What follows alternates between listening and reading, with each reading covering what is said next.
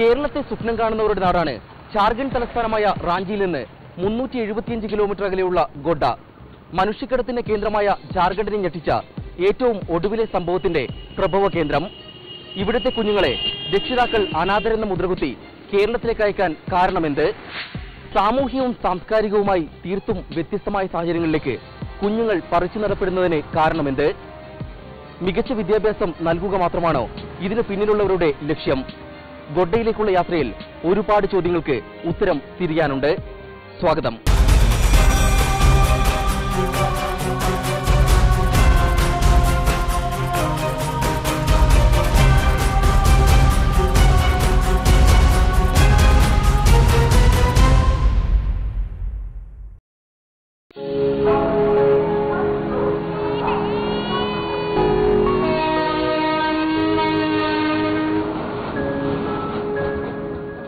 ജാർഖണ്ഡിൽ നിന്ന് പുറപ്പെടുന്ന ഓരോ തീവണ്ടിയും മനുഷ്യക്കടത്തിന്റെ വണ്ടി കൂടിയാണ്.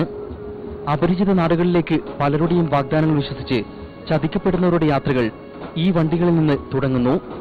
തിരിച്ചു വരാനാകാത്തത്രയും ദൂരെ ക്രൂരമായ മനുഷ്യാവകാശ ലംഘനങ്ങൾക്ക് ഇരയാകുന്നവരുടെ നിലവിളികൾ പിന്നീട് പുറംലോകം കേൾക്കാറില്ല.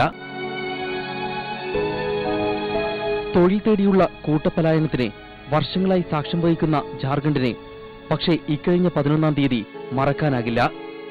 റാഞ്ചിയിൽ നിന്ന് 7 മണിക്കൂർ അകലെയുള്ള ജെസിഡി സ്റ്റേഷനിൽ അന്ന് വന്നിറങ്ങിയ എറണാകുളം പാറ്റ്ന എക്സ്പ്രസിന് പുഞ്ചിരിക്കുന്ന മുഖമായിരുന്നു.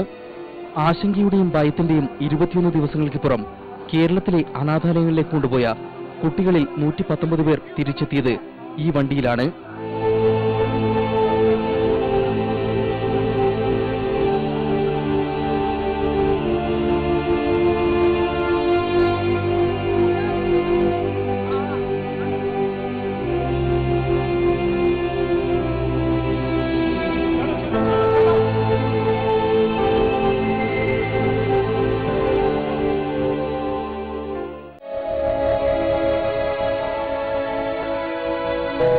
कानून के हिसाब से टिकट तो चाहिए ही चाहिए, और टिकट होता तो कोई घटना नहीं होता, आराम से मदरसा पहुंचता और बच्चे लोग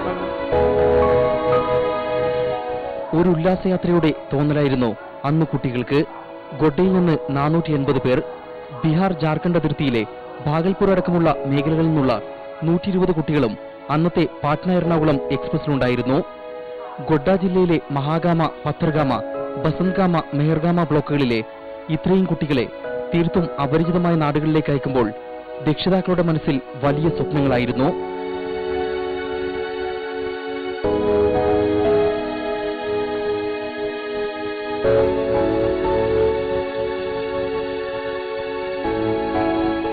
$1500 നൽകിയാൽ മക്കളെ എഞ്ചിനീയറും ഡോക്ടറുമാക്കാം. ഒരു നേരത്തെ ഭക്ഷണത്തിന് പോലും വകയില്ലാതിരുന്ന കുടുംബങ്ങളെ സ്വപ്നം കാണാൻ പഠിപ്പിച്ചത് ഇത്തരത്തിലുള്ള പൊള്ളയായ വാഗ്ദാനങ്ങളായിരുന്നു. ഏജന്റുമാരുടെ പ്രലോഭനങ്ങളിൽ വശീകരിക്കപ്പെടാൻ രക്ഷിതാക്കൾക്ക് കാരണങ്ങൾ ഏറെ ഉണ്ടായിരുന്നു. हम तो ये सोचा कि मतलब यहाँ नहीं पढ़ पाते हैं, बकरी छकरी चराते हैं, वहाँ जाएगा तो कुछ पढ़ेगा, इसी वजह से हम लोग भेजे. हम लोग तो सर पढ़ने की गरज से भेजे बच्चों को. हम क्या, हाँ हम ये छोड़े समझे कि वहाँ जेल में पकड़ के रखवा देगा.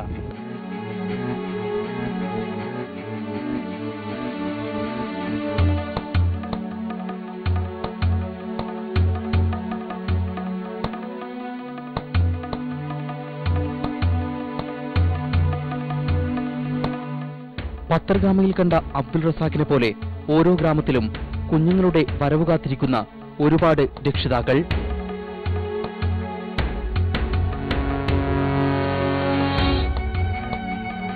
വീടുകളിൽ 10ഓളം അംഗങ്ങൾ. കുട്ടികളെ ബോർഡിംഗിൽ വിടണമെന്ന നിർബന്ധമായിരുന്നു ഭാര്യയ്ക്ക്. നാട്ടിലെ തന്നെ ബോർഡിംഗിലേക്ക് അയച്ചാൽ പഠനം തുലയുമെന്ന് ഭയന്നാണ് റസാഖ് ഏജന്റുമാരിൽ പ്രതീക്ഷയർപ്പിച്ചത്.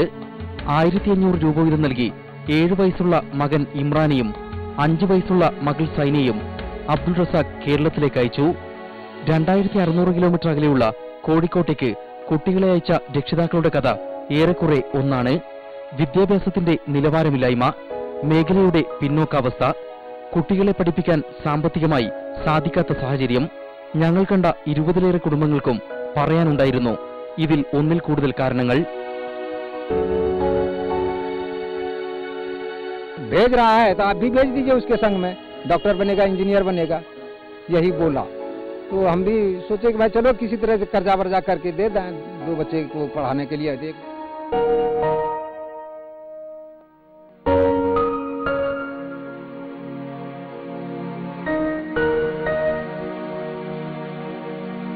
ജാർഖണ്ഡ്, ബംഗാൾ, ബീഹാർ സംസ്ഥാനങ്ങളിൽ നിന്നുള്ള 580 കുട്ടികൾ, അതിൽ ഏറ്റവും കൂടുതൽ കുട്ടികളെ കേരളത്തിലേക്ക് കൊണ്ടുപോയ സംസ്ഥാനമെന്നറിഞ്ഞതിന്റെ ഞെട്ടലിൽ നിന്ന് ജാർഖണ്ഡ് സർക്കാരും മുക്തമായിട്ടില്ല.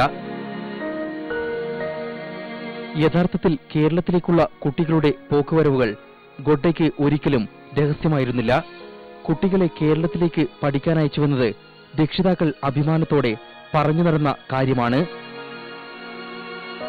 मेरा बच्चा जो अच्छी पढ़ता है, अच्छी सबकी जो बढ़िया जनता है, बढ़िया से रखता है, तो सब तो हमारा सुन के जो दिल खुश हो जाएगा। क्या चाहिए हम?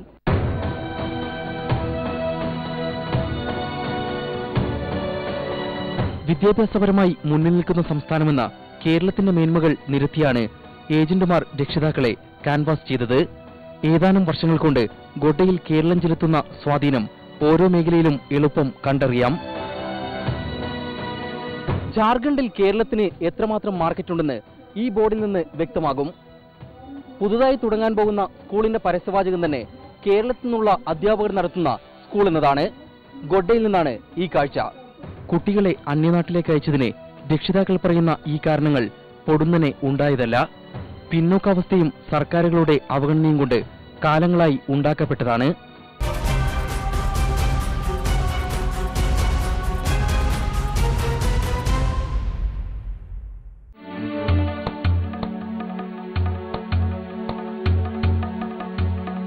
സാന്താൾ ഗോത്രവിഭാഗക്കാർക്ക് സ്വാധീനമുള്ള ബീഹാറിന്റെ ഭാഗമായിരുന്ന സാന്താൾ പർജനാസ് ജില്ലയിലായിരുന്നു ഗോഡ.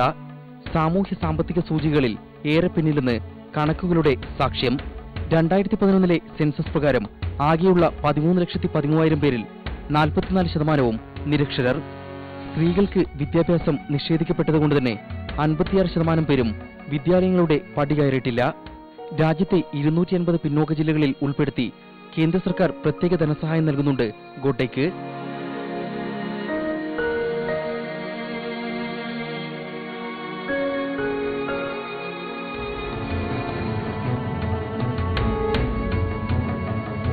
കൽക്കരിയുടെ കലവറകളാണ് ചുറ്റിലുമെങ്കിലും സാധാരണക്കാരിൽ നിന്നും വൻകിട പദ്ധതികൾ മുഖം തിരിച്ചു.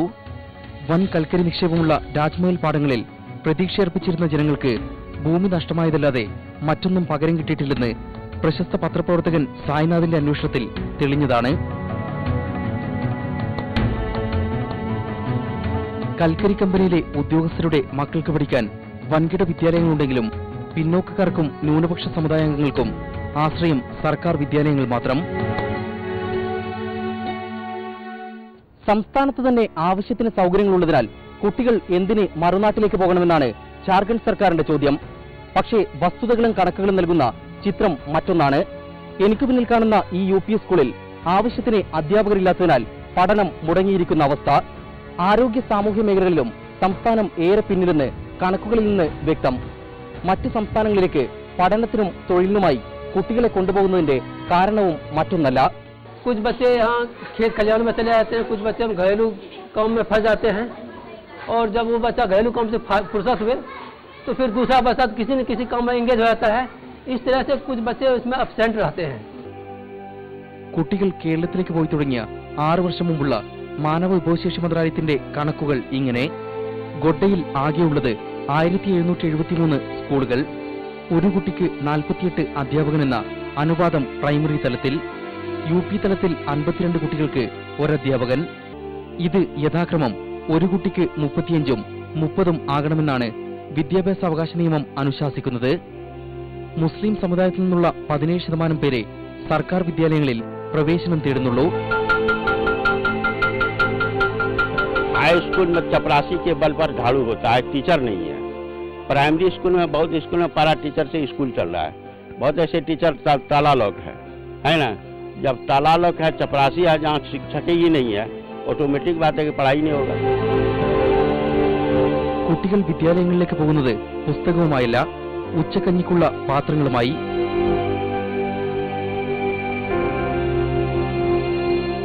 ആടും പശുവുമൊക്കെ കയറി നിരങ്ങുന്നതാണ് മിക്ക ക്ലാസ് മുറികളും പാചകപ്പുരകളും.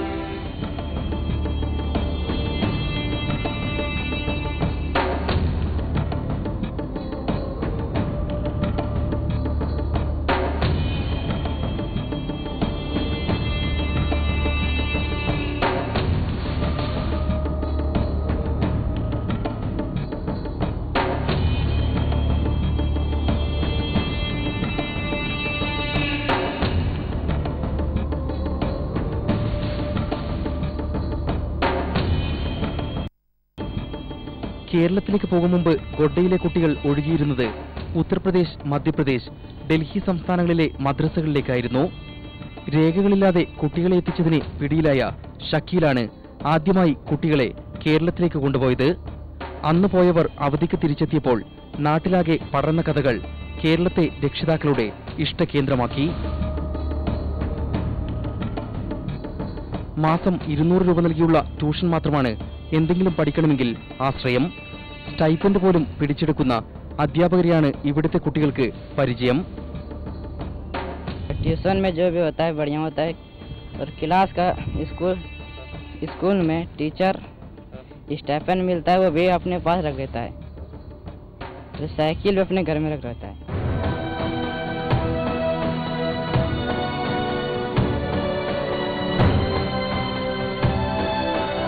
വിദ്യാലയങ്ങളിൽ 40% മാത്രമാണ് പലപ്പോഴും ഹാജർ നില. കുട്ടികൾ ചിലപ്പോൾ ക്ലാസ്സിലിരിക്കാതെ വീടുകളിലേക്ക് തിരിച്ചുപോയി വീട്ടുപണിയെടുക്കുന്നു. സമീപത്തെ സ്കൂളുകളിൽ അയച്ചാൽ പഠനം മുടങ്ങുമെന്ന ആശങ്ക കൊണ്ടുകൂടിയാണ് കേരളം പോലെ വിദൂരമായ ഒരു സ്ഥലത്തെ വീട്ടുകാർ സുരക്ഷാ കേന്ദ്രമായി കണ്ടത്.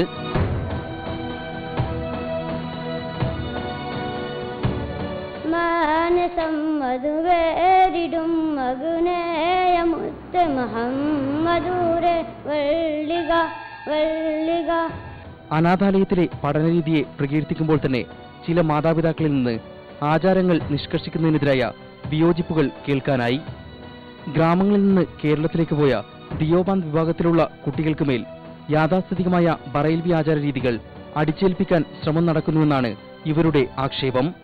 ശീലിച്ച ആചാരരീതികളിൽ നിന്ന് മാറേണ്ടി വന്നപ്പോൾ പഠനമുപേക്ഷിച്ച് ഗ്രാമങ്ങളിൽ തിരിച്ചെത്തിയ ചില കുട്ടികളെയും ഞങ്ങൾ കണ്ടു.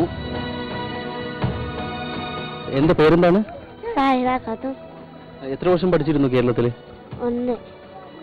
പിന്നെ ഒരു വർഷം കഴിഞ്ഞിട്ട് സ്കൂൾ വിട്ടു അല്ലേ? എന്താണ് വിടാൻ കാരണം? എന്താണ് ക്यों छोड़ा स्कूल उधर केरला? उस्ताद जानता है, बरेली यहाँ सीखते हैं और वहाँ का बच्चा दबंदी है.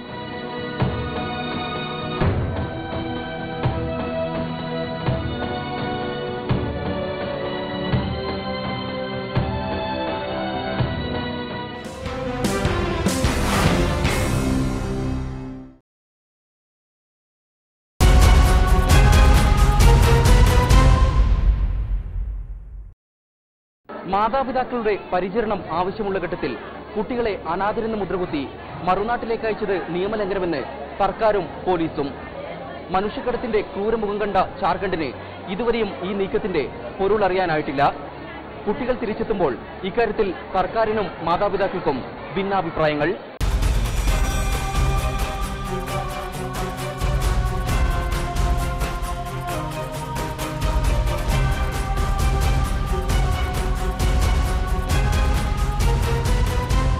चाइल्ड ट्रैफिकिंग की बात निश्चित रूप से एक नज़र में कही जा सकती है, लेकिन इसके अंदर और जाने की जरूरत है, इसके तह में जाने की आवश्यकता है. नियम का तो उल्लंघन होता है. पेरेंट्स को इस तरह से भेजना नहीं चाहिए. एक्ट के अंतर्गत जो भी आता है उस प्रक्रिया के तहत चलना चाहिए.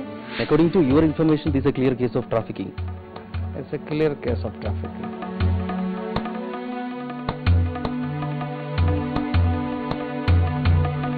2013 ക്രിമിനൽ നിയമ ഭേദഗതിയിൽ ഉൾപ്പെടുത്തിയ പുതിയ വ്യവസ്ഥകൾ പ്രകാരം കുട്ടികളെ കൊണ്ടുവന്ന സംഭവം മനുഷ്യക്കടത്തായി അനായാസം വ്യാഖ്യാനിക്കാം. വാഗ്ദാനം നൽകി വഞ്ചിക്കുകയെന്നതിന് ഏജന്റുമാർ നൽകിയ വാഗ്ദാനം ചൂണ്ടിക്കാണിക്കാം.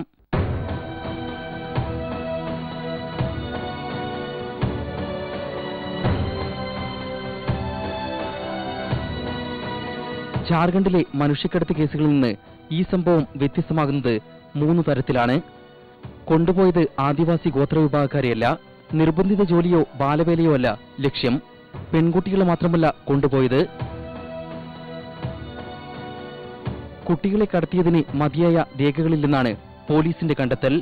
രക്ഷിതാക്കളുള്ള കുട്ടികളെ എങ്ങനെ അനാഥരെന്ന് മുദ്രകുത്താനാകും? സാമ്പത്തികവും നിയമപരവുമായ ഈ വിഷയങ്ങളിലൂന്നി കേസ് തെളിയിക്കാനാകുമെന്നാണ് ജാർഖണ്ഡ് സർക്കാരിന്റെ വിശ്വാസം. പക്ഷേ സംഭവത്തെ മനുഷ്യക്കടത്തെന്ന് പറയാൻ രക്ഷിതാക്കൾ തയ്യാറല്ല. വകയില്ലാത്തതുകൊണ്ട് കുട്ടികളെ പുറംനാട്ടിൽ വിദ്യാഭ്യാസത്തിനയച്ചാൽ എങ്ങനെ മനുഷ്യക്കടത്താകുമെന്നാണ് ഇവർ ചോദിക്കുന്നത്.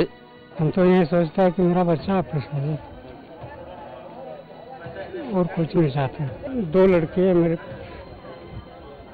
अम्मी ही है उसको. बहुत परेशान हो रहा.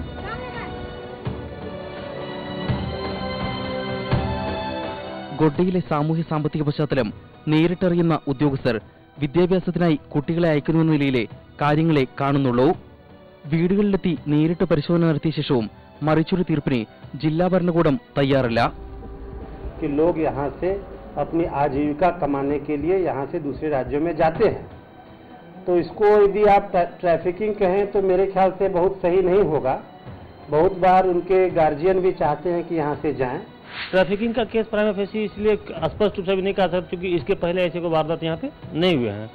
ऐसा सुनने में आ रहा है कि कोई 1 या 2 बच्चा पहले गया था यहाँ से, जिसने बेटर तालीम लेकर वहाँ से लौटा. तो कुछ गार्जियन का कहना है कि हम लोग बेटर तालीम के लिए, बेटर एजुकेशन के लिए हम लोग यहाँ से बच्चे को भेजें. കേരളത്തിലേതുപോലെ ജാർഖണ്ഡിലും സംഭവം രാഷ്ട്രീയവൽക്കരിക്കപ്പെട്ടുവെന്നതാണ് വസ്തുത. ഇത്രയധികം കുട്ടികൾ കേരളത്തിന് പുറത്തേക്ക് ഒഴുകിയിട്ടും സംവിധാനങ്ങൾക്ക് അത് കണ്ടെത്താനാകാതെ പോയതിന്റെ ജാള്യത സർക്കാരിനുണ്ട്. അത് മുതലെടുക്കാൻ പ്രതിപക്ഷവും. അറബി കല്യാണത്തിന് വേണ്ടിയാണ് കുട്ടികളെ കൊണ്ടുപോയതെന്നായിരുന്നു മറ്റൊരു പ്രചരണം. പക്ഷേ ഇക്കാര്യങ്ങൾ തള്ളിക്കൊണ്ടാണ് സംസ്ഥാനത്തെത്തി പരിശോധന നടത്തിയ സംഘത്തിന്റെ തലപ്പത്തുണ്ടായിരുന്ന ലേബർ കമ്മീഷണർ മനീഷ് രഞ്ജന്റെ report. Since the SIT has already been formed, we must wait for their findings because they will look into all the different matters which is related to this, and this will be very premature to call it immediately calling it a case of child trafficking. അനാഥാലയങ്ങളുടെ വിദേശ funding ഉറപ്പാക്കാൻ സാമൂഹ്യ സാഹചര്യങ്ങൾ മുതലെടുത്ത് കുട്ടികളെ കടത്തുന്ന റാക്കറ്റാണ് പിന്നിലെന്ന സംശയവും ഉയർന്നു കേൾക്കുന്നു. If an institution feels that I can get funds if I have head count, 100 means if I fill up 100 I'll get so many, per head I'll get so many, that itself is very questionable. It's not a very honest process. വിവിധ സംസ്ഥാനങ്ങളിൽ നിന്ന് കുട്ടികളെ എത്തിച്ചത് ഭാഗൽപൂരിലെ ഒരു സന്നദ്ധ സംഘടനയാണെന്ന സൂചന police പങ്കുവയ്ക്കുന്നുണ്ട്.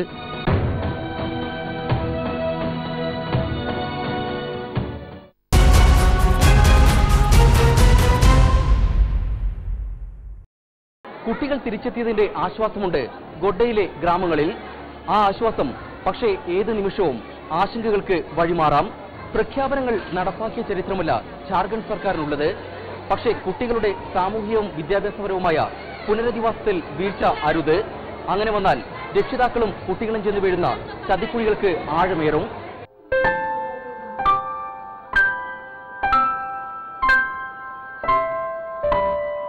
बच्चे का नाम मोहम्मद सलीम, फादर का नाम मंसूर.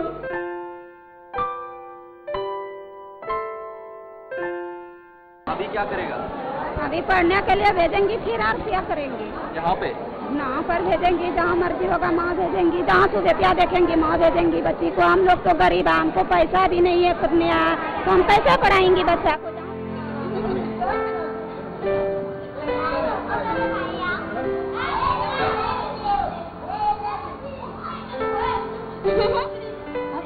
തിരിച്ചെത്തിയ കുട്ടികളെ വാരിപ്പുണരുമ്പോഴും രക്ഷിതാക്കളുടെ മനസ്സിൽ തീയാണ്. കുരുന്നുകളെ കേരളത്തിലേക്ക് അയക്കാൻ തീരുമാനിച്ച സാഹചര്യം അതേപടി തുടരുകയാണ്. സർക്കാർ എന്ത് സഹായം നൽകുമെന്നറിയാനായി കാത്തിരിക്കുകയാണ് ഇവർ. കുട്ടികളുടെ പുനരധിവാസത്തിനായി റെസിഡൻഷ്യൽ സ്കൂൾ സ്ഥാപിക്കാനാണ് സർക്കാർ തീരുമാനം. സമാനമായ സാഹചര്യത്തിൽ കഴിയുന്ന മറ്റു കുട്ടികളെ എങ്ങനെ സംരക്ഷിക്കുമെന്ന കാര്യത്തിൽ സർക്കാരിന് ഒരു വ്യക്തതയുമില്ല. മനുഷ്യക്കടത്ത് തടയാൻ റെയിൽവേക്ക് ജാഗ്രതാ നിർദ്ദേശം നൽകാനും രക്ഷിതാക്കളുടെ സാമൂഹ്യ സാമ്പത്തിക പശ്ചാത്തലം മാപ്പ് ചെയ്യാനുമാണ് മറ്റു തീരുമാനങ്ങൾ. പ്രശ്നങ്ങളെ യാഥാർത്ഥ്യബോധത്തോടെ അഭിസംബോധന ചെയ്യുകയാണ് ലക്ഷ്യമെങ്കിൽ വെല്ലുവിളികൾ ഏറെയുണ്ട്. ഒരുപാട് പൈസയോ ഒരുപാട് ഇൻസെന്റീവ്സോ കൊടുത്തിട്ട് ആ കുട്ടിയെ, എല്ലാ കുട്ടികളെയും, ജാർഖണ്ഡിലെ എല്ലാ പെൺകുട്ടികളെയും 12ാം ക്ലാസ് വരെ പഠിപ്പിക്കാൻ ഒരു സിസ്റ്റം, അങ്ങനെ ഒരു സിസ്റ്റം ഉണ്ടാകുവാണെങ്കിൽ ഇതിന്റെ ഒരു ജനറേഷൻ ഉണ്ടാകുന്നു. വനിതകളുടെ വിവരവും വിദ്യാഭ്യാസമുള്ള വനിതകൾ അവരുടെ മക്കളെ വിടുന്നില്ല. പിന്നെ രക്ഷിതാക്കളുടെയും കുട്ടികളുടെയും ആശങ്കകൾ പരിഹരിച്ചില്ലെങ്കിൽ പല ലക്ഷ്യങ്ങളുമായി എത്തുന്നവർക്കുള്ള റിക്രൂട്ട്മെന്റ് ശാലകളായി ഗൊഡയിലെ പിന്നോക്ക ന്യൂനപക്ഷ മേഖലകൾ മാറും. സാഹചര്യങ്ങളെ പഴിച്ചും അപകടകരമായ ഭാവിയെ ഭയന്നും കുട്ടികളെ അപരിചിതരുടെ കൈകളിലേൽപ്പിക്കാൻ രക്ഷിതാക്കൾ തയ്യാറാകും.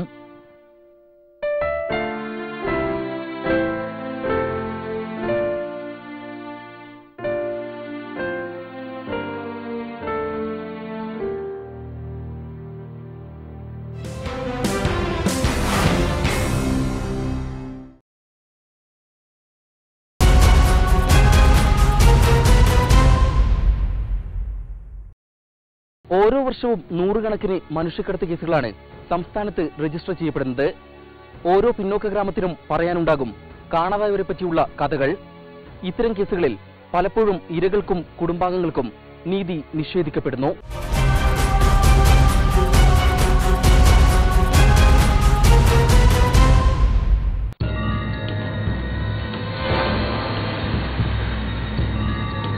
കുട്ടികളെ എത്തിച്ച സംഭവത്തിന് മാസങ്ങൾക്ക് മുമ്പ് റാഞ്ചി ഹൈക്കോടതിയിൽ പോലീസ് സമർപ്പിച്ച ഇടക്കാല അന്വേഷണ റിപ്പോർട്ട് കേരളത്തിനുള്ള മുന്നറിയിപ്പായിരുന്നു.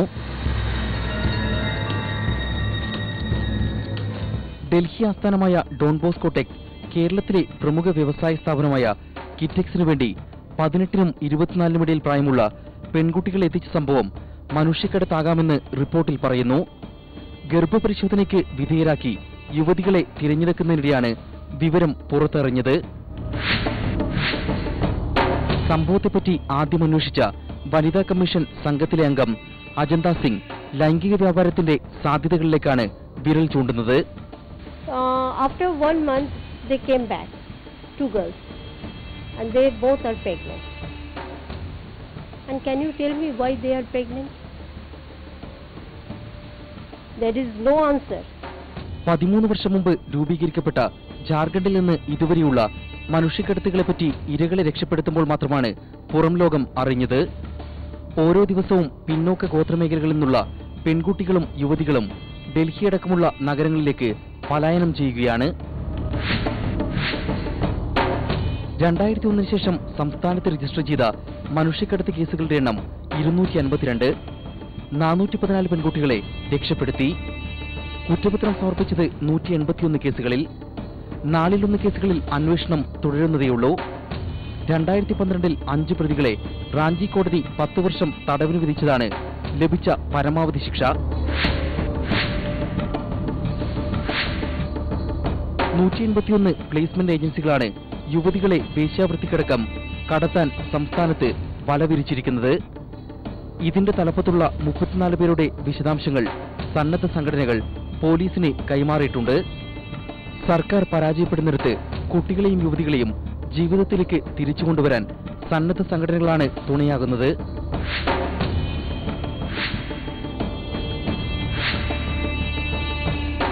ഒരു പ്രൊപ്പോർഷൻ നോക്കണം, സെൻസർ പ്രൊപ്പോർഷൻ കിട്ടണമെങ്കിൽ 200 കൂടുതൽ പ്ലേസ്മെന്റ് ഏജൻസീസ് ഉണ്ടെന്ന് മനസ്സിലാക്കുക. അവരുടെ ഒരു മെയിൻ ടാർഗറ്റായി മാറിയിരിക്കുകയാണ് ജാർഖണ്ഡ്. ഇത്രയും വലിയ സ്കെയിൽ ഓഫ് ഓപ്പറേഷൻസ്, മാസീവ് ആയിട്ട് സ്കെയിൽ ഓഫ് ഓപ്പറേഷൻസ് ഉള്ള ഒരു സിറ്റുവേഷനാണ് നമ്മൾ കാണുന്നത്. പക്ഷെ അതിനെ ടാക്കിൾ ചെയ്യാൻ വേണ്ടി പറയുവാണെങ്കിൽ ഗവൺമെന്റിന്റെ ഭാഗത്ത് നിന്ന് 2012 ഫെബ്രുവരിയിൽ സമർപ്പിച്ചതാണ് ഒരു action plan on human trafficking. ഒരു ഇന്റർനാഷണൽ NGO കൺസൾട്ടന്റ് ആയിട്ട് നിന്ന് പ്രിപ്പയർ ചെയ്ത ഡോക്യുമെന്റ് ആണ്. ആ ഡോക്യുമെന്റ് ഇതുവരെയായിട്ടും ഇവിടെ എൻഫോഴ്സ് ചെയ്തിട്ടില്ല. റാഞ്ചിയിൽ നിന്ന് ഡൽഹിയിലേക്കുള്ള സമ്പർക്കക്രാന്തി സുവർണജയന്തി എക്സ്പ്രസുകളിൽ സ്ഥിരം പരിശോധന നടത്തുന്നത് ശക്തിവാഹിനി അടക്കമുള്ള സംഘടനകൾ. കുട്ടിക്കടത്തിൽ ഇന്ത്യയിലെ സംസ്ഥാനങ്ങളിൽ ജാർഖണ്ഡ് ഏറെ മുന്നിലാണെന്ന് 2013 ഐക്യരാഷ്ട്രസഭയുടെ കണക്കുകൾ വ്യക്തമാക്കുന്നു. ബീഹാർ, ഒഡീഷ, ഉത്തർപ്രദേശ്, മധ്യപ്രദേശ് സംസ്ഥാനങ്ങളും ജാർഖണ്ഡിനൊപ്പമുണ്ട്.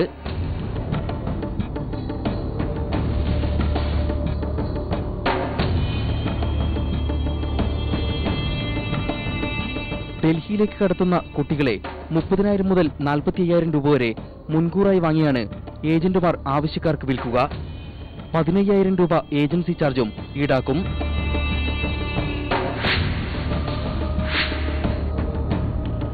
ഭീഷണിപ്പെടുത്തി ബോണ്ട് കൂടി എഴുതി വാങ്ങുന്നതോടെ എക്കാലത്തേക്കും അടിമകളാകാൻ കുട്ടികൾ വിധിക്കപ്പെടുന്നു.